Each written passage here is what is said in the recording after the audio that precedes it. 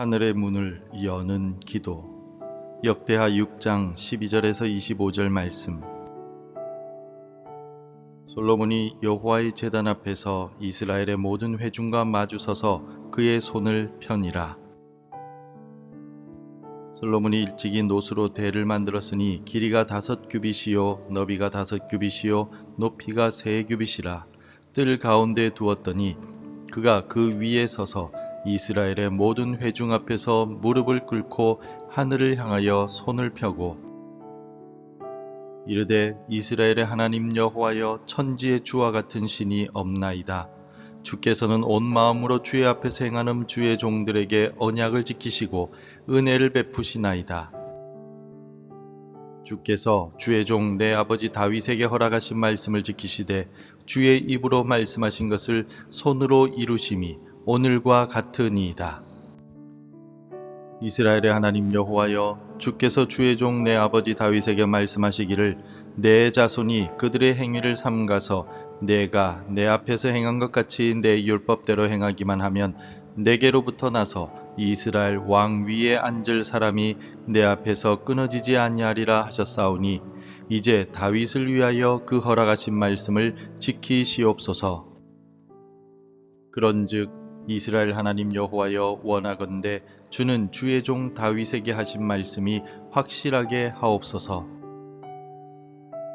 하나님이 참으로 사람과 함께 땅에 계시리이까 보소서, 하늘과 하늘들의 하늘이라도 주를 용납하지 못하겠거든 하물며 내가 건축한 이 성전이오리이까.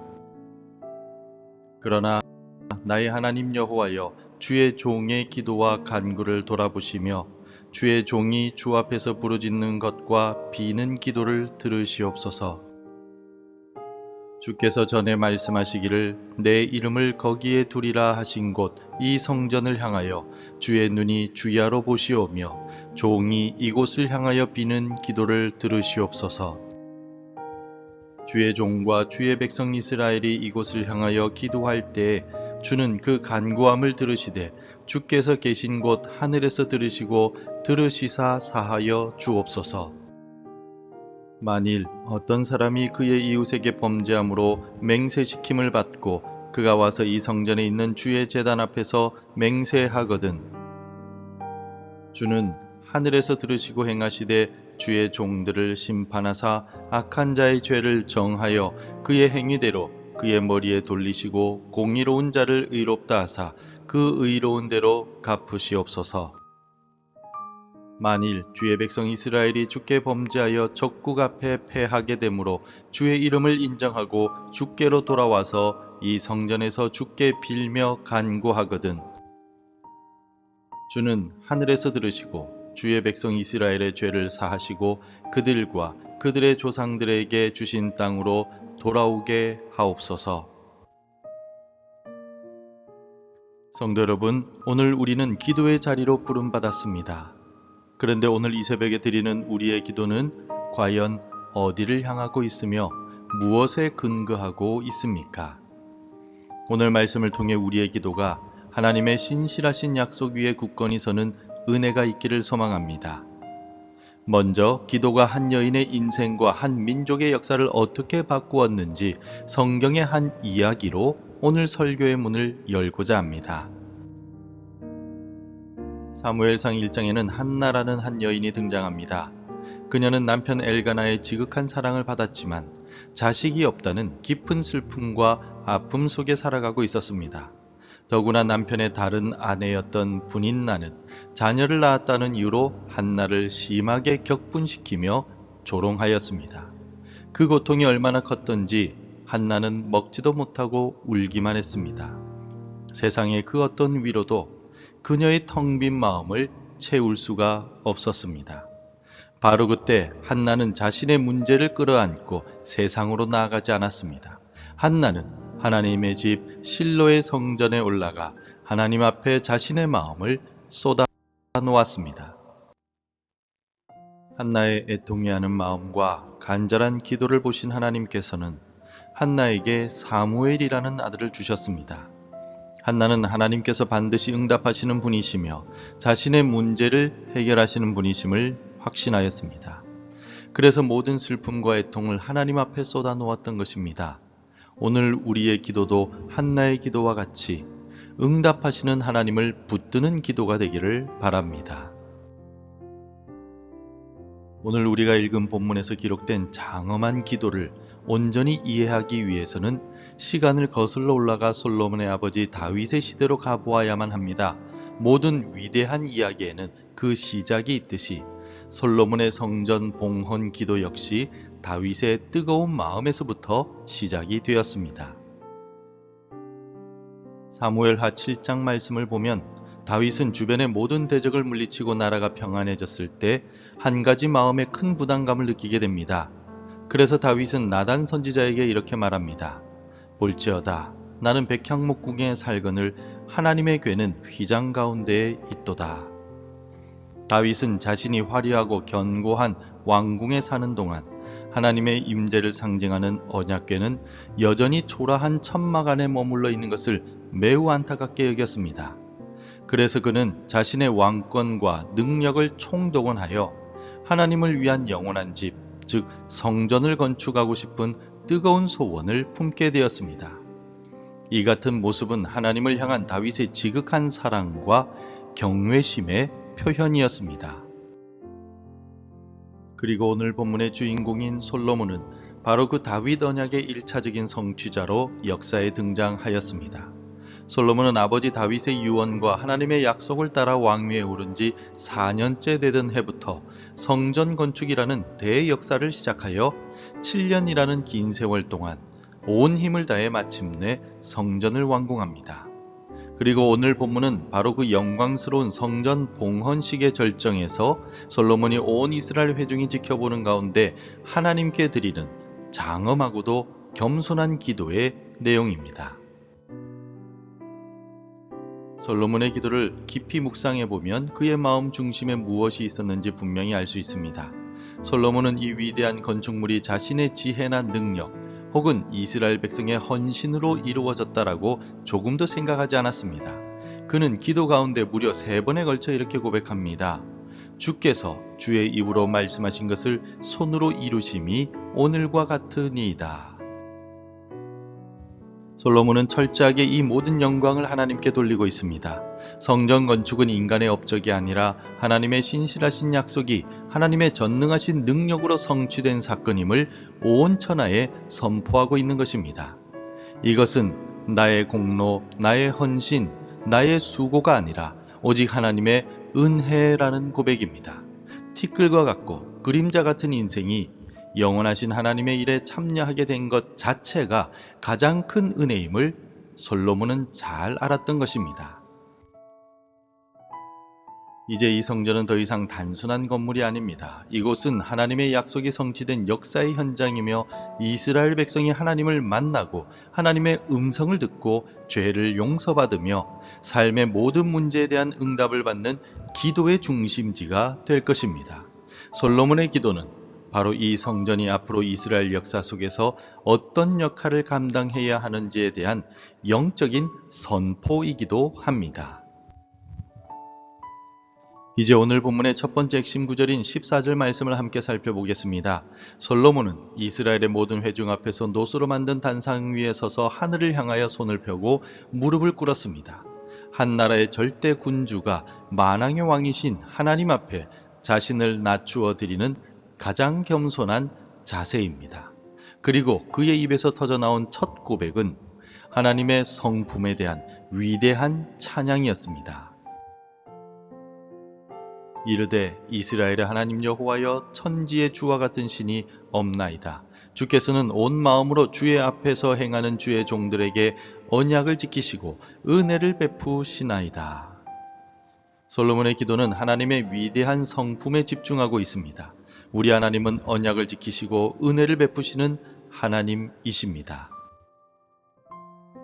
여기서 사용된 히브리어 원어를 살펴보면 그 의미가 더욱 깊이 다가옵니다. 언약은 히브리어로 베리트라고 합니다. 이것은 현대사회의 비즈니스 계약처럼 이해관계를 따지는 차가운 약속이 아닙니다. 베리트는 고대 근동에서 목숨을 걸고 맺는 엄숙하고 인격적인 관계의 약속을 의미합니다. 하나님께서는 바로 이 베리트를 통해 죄인된 우리와 관계를 맺어주시고 스스로 그 약속에 묶이셨던 것입니다. 그리고 은혜로 번역된 히브리어 헤세드는 구약 성경의 핵심과도 같은 매우 중요한 단어입니다. 단순히 친절, 자비, 인자, 사랑이라는 탄단으로 그 풍성한 의미를 다 담을 수는 없습니다. 헤세드는 언약, 즉 베리트 관계에 기초하여 베푸시는 하나님의 변함없고 신실하며 무조건적이고 영원한 사랑과 긍휼을 모두 포함하는 개념입니다. 상대방의 자격이나 조건 혹은 행동에 따라 변하는 사랑이 아니라 하나님께서 먼저 약속하셨기 때문에 그 약속에 근거하여 끝까지 책임지시고 사랑하시는 하나님의 성품 그 자체를 보여주는 단어가 바로 헤세드인 것입니다. 따라서 솔로몬은 지금 이렇게 선포하고 있는 것입니다. 하나님, 이 세상 그 어떤 신도 주님과 같을 수 없습니다. 주님은 한번 약속하시면 인간처럼 변덕을 부리거나 상황에 따라 약속을 저버리시는 분이 아니십니다.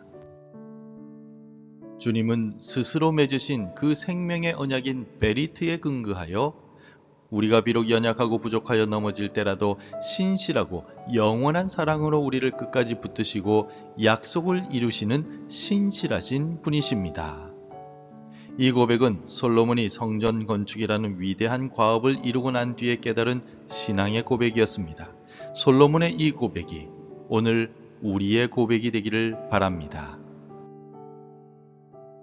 솔로몬은 하나님의 신실하심을 찬양한 이후에 구체적으로 이 성전이 어떤 역할을 감당해야 하는지에 대해 기도합니다. 본문의 21절은 솔로몬의 성전 봉헌 기도 전체의 핵심 주제를 담고 있는 매우 중요한 구절입니다. 우리 함께 읽겠습니다. 주의 종과 주의 백성 이스라엘이 이곳을 향하여 기도할 때에 주는 그 간구함을 들으시되 주께서 계신 곳 하늘에서 들으시고 들으시사 사하여 주옵소서. 이 한 구절에서 솔로몬은 들으시옵소서라는 간구를 무려 3번이나 반복하고 있습니다. 여기서 듣다에 해당하는 히브리어는 샤마입니다. 이 단어 역시 헤세드처럼 매우 깊고 풍성한 의미를 담고 있습니다. 샤마라는 단어는 단순히 귓가의 소리가 들리는 물리적인 청취를 의미하지 않습니다. 오늘 본문에 듣다라는 단어는 주의를 기울여 듣는다, 집중하여 경청한다, 이해하고 깨닫는다, 나아가 그 들은 바를 응답하고 행동한다라는 뜻까지 포함하고 있습니다. 아랫사람이 윗사람의 말을 샤마할 때는 순종한다라는 의미도 사용됩니다. 그래서 이스라엘 백성들에게 가장 중요한 계명인 신명기 6장 4절 이스라엘아 들으라 쉐마 이스라엘에 들으라가 바로 이 샤마라고 하는 단어에서 온 뜻입니다. 이 단어는 단순히 듣기만 하라는 것이 아니라 듣고 순종하라 라는 강력한 명령이 담겨 있는 단어입니다. 따라서 솔로몬이 하나님께 샤마 해달라고 간구하는 것은 하나님 우리의 기도를 한 귀로 듣고 한 귀로 흘려버리지 마옵소서. 우리의 작은 신음소리 하나까지도 귀 기울여 들어주시고 우리의 사정과 형편을 깊이 헤아려 주시며 마침내 행동으로 응답하여 주시옵소서라는 간절한 부르짖음입니다. 그렇다면 그 응답의 핵심은 무엇입니까? 솔로몬은 기도의 마지막에 그 핵심을 분명히 밝힙니다. 들으시사 사하여 주시옵소서. 여기서 사하다, 즉 용서하다라는 뜻의 히브리어는 샬라흐입니다. 이 샬라흐는 구약 성경에서 매우 특별한 위치를 차지하고 있습니다. 왜냐하면 샬라흐는 사람이 사람에게 사용하는 단어가 아니라 오직 하나님께서 인간의 죄를 용서하시는 신적인 행위를 묘사할 때만 사용되는 단어이기 때문입니다. 우리는 서로의 잘못을 용납하고 덮어줄 수는 있지만 죄의 뿌리와 그로 인한 영원한 형벌의 문제를 근원적으로 해결하는 샬라흐의 용서는 창조주 하나님만이 하실 수 있는 고유한 권한입니다. 결국 솔로몬의 이 기도는 하나님의 들으심과 용서하심의 역동적인 관계로 요약할 수 있습니다. 하나님, 주의 백성이 죄를 짓고 고통 가운데 이 성전을 향하여 부르짖을 때 그들의 기도를 귀 기울여 들어주시고 그 기도의 궁극적인 응답으로 죄를 용서하여 주시옵소서. 솔로몬은 이후에 이어지는 기도에서 전쟁과 기근과 전염병 등 백성들이 겪게 될 모든 재앙의 근본 원인이 죄에 있음을 인식하고 그 어떤 상황 속에서도 성전을 향해 회개하며 기도할 때 하나님께서 들으시고 용서하시며 회복시켜 주실 것을 간구합니다. 성전은 죄의 문제를 해결받고 하나님과의 관계를 회복하는 은혜의 장소였던 것입니다. 오늘 우리의 기도 역시 식었던 우리의 믿음과 간절함을 회복하는 기도, 가족과 이웃과의 깨어진 관계를 회복하는 기도가 되기를 바랍니다. 성도 여러분, 오늘 우리는 솔로몬의 성전 봉헌 기도를 통해 하늘 문을 여는 기도의 비밀을 배웠습니다. 그것은 세 가지 핵심 진리로 요약할 수 있습니다. 첫째로, 우리의 기도는 하나님의 신실하심, 헤세드를 믿는 기도입니다. 우리는 변덕스러운 세상이나 나 자신의 연약한 의지에 근거하여 기도하는 것이 아닙니다. 우리는 영원히 변치 않는 하나님의 언약적인 사랑, 그 헤세드에 기초하여 기도합니다. 그 사랑이 환난 날에 우리가 붙잡을 수 있는 가장 견고한 다치요, 담대함의 근거입니다. 둘째로, 우리의 기도는 하나님의 들으심을 확신하는 기도입니다.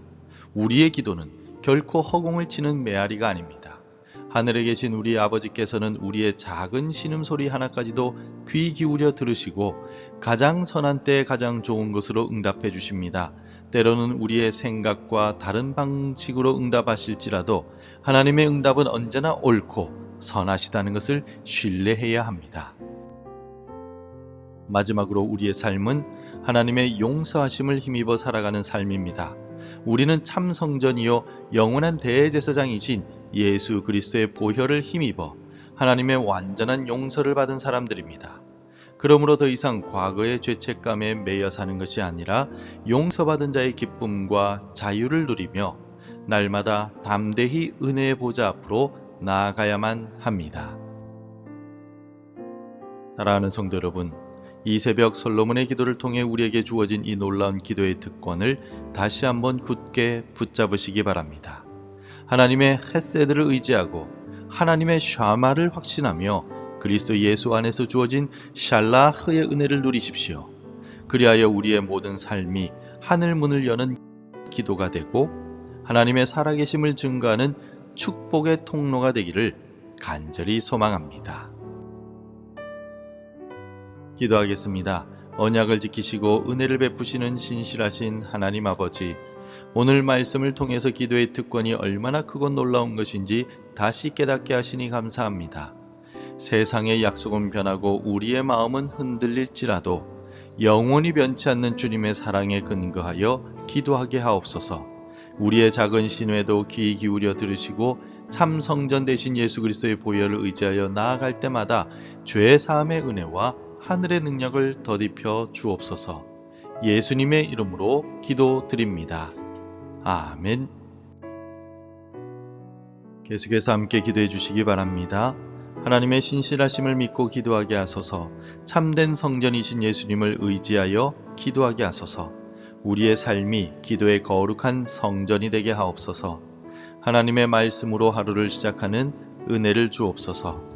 오늘도 말씀대로 살아가며 열매 맺는 하루가 되시기를 축복합니다.